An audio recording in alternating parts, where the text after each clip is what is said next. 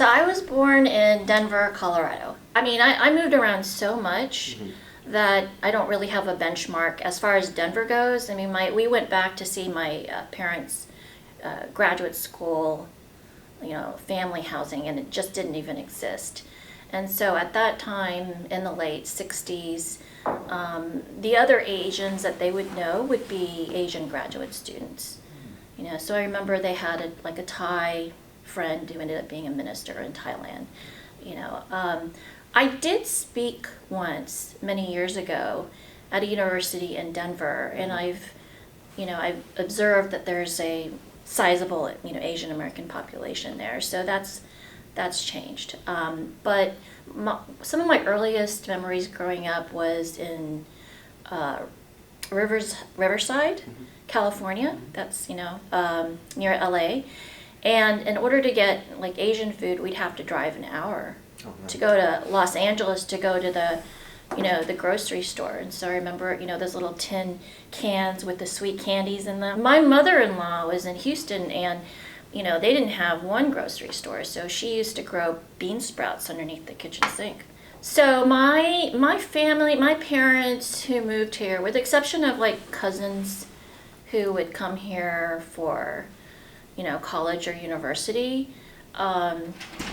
Actually, I have my cousins, I have 2 cousins in California, but the entire family clan is in Indonesia and Singapore and Malaysia and Australia. My parents immigrated from Indonesia, and so they grew up with Catholic priests and nuns who governed their schools. So I have a funny story. So I went to the National Archives, and I actually tried to look up, and I don't know why, my family's immigration here.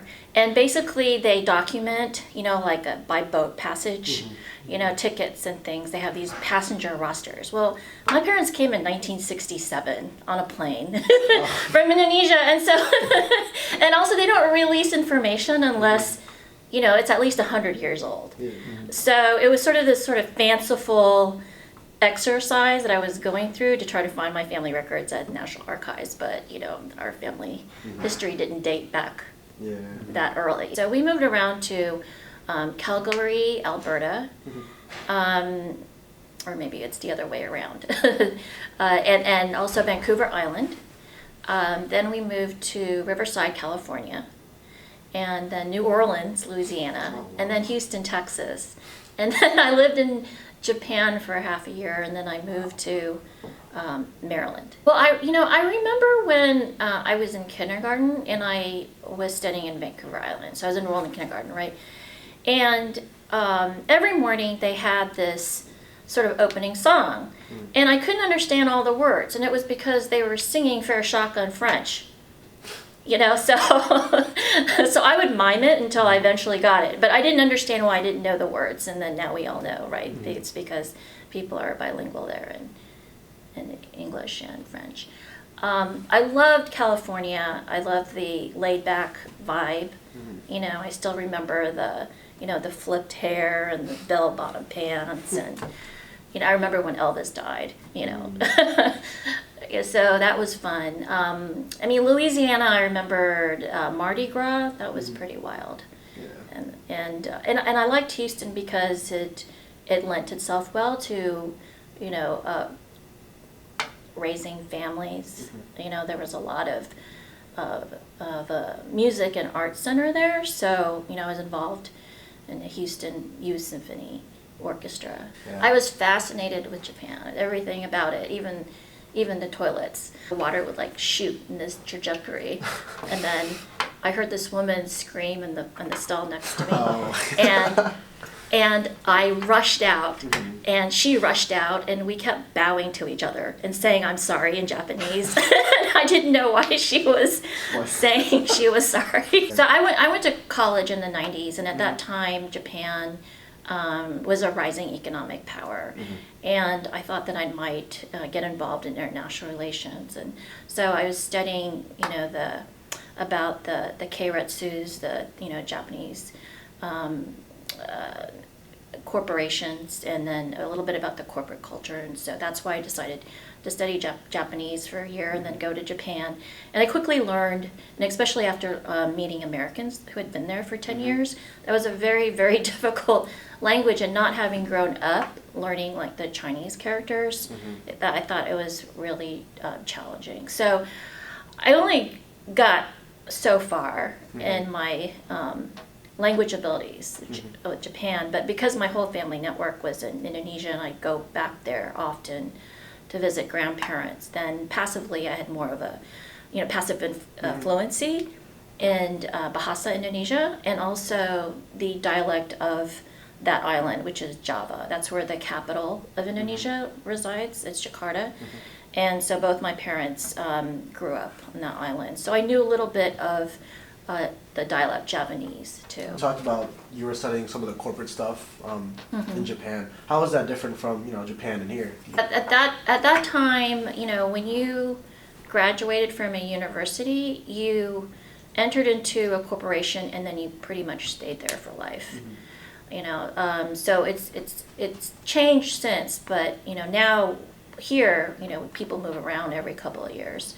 The other thing is that the women, they might have entered the companies in their 20s, but they were expected at a certain age, to take a marriage photo and then get married off. So they weren't really structured to stay in the workforce for very long, because once they married, they're expected to have children and then stay at home. So everyone had their different roles. Berkeley, even when I was there, between 87 and 91, I heard people say that it had gotten more elite. I think there are some people who really relish the 60s movement. And at that time, we were called Orientals. Asian Americans was just on the cusp of consciousness, and it didn't reach Texas until sometime later, So I went to Berkeley, and that was a culture shock. And, my dance teacher was Asian American. I joined the Asian American Journalists Association. I didn't know previous to that Asian Americans could be journalists. I had no role models. So, going to San Francisco, obviously it was so much more diverse. There was Asian American student organizations, Asian American professionals in every field possible, even including politics and academia, and so it was a big change. So I remember there was an effort to get Dr. Don Nakanishi, tenured at UCLA's Asian American Studies program, and I can't even remember why there was an issue, because if you've studied Asian American Studies, he was the pioneer, and contributed so much to the growth of this area, this academic field. But again, that was like 30 years ago. So I think that also speaks to the ongoing challenges that we have to maintain and to grow the ethnic studies programs around the country, and to remember that even an esteemed, academic like Don Nakanishi encountered these challenges.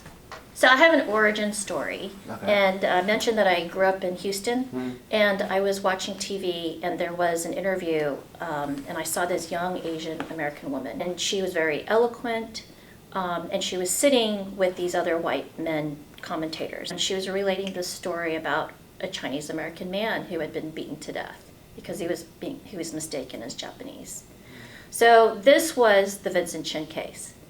So it must have been like 1982, 1983, and I was a preteen, and I felt like my whole world just sort of started to close in on me, because I realized that people didn't perceive me the way that I thought that people perceived me, and that there were two Americas, and one was, one America as I knew it, and the other one was one without Asian Americans. And I didn't have a sizable Asian American community that I could lean on and talk about this until I actually went to college. And I think it's really important to to talk to people and understand their lived experiences, right? Like we all learned about the Japanese American incarceration camps, but it wasn't until this one moment where I saw one of my law professors meet another Japanese Americans, and the first thing that they did was exchange where their families, had resided during the war, which camps.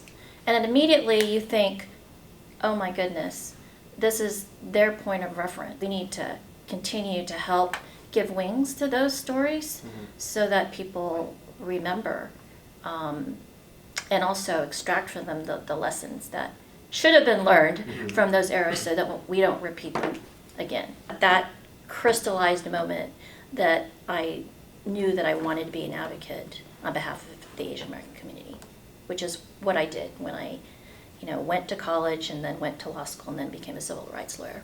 So I was working for the predecessor to what's now Asian Americans Advancing Justice, Asian American Justice Center in Washington, D.C. And we often worked in coalition with other civil rights organizations. So it might have been like the ACLU, Anti-Defamation League, the Lawyers Committee for Civil Rights Under Law, Human Rights Campaign, and so there was a selection of a number of people to represent certain issues. So I think I remember a Harvard professor who specialized in racial profiling. I remember another leader who spoke about the death penalty.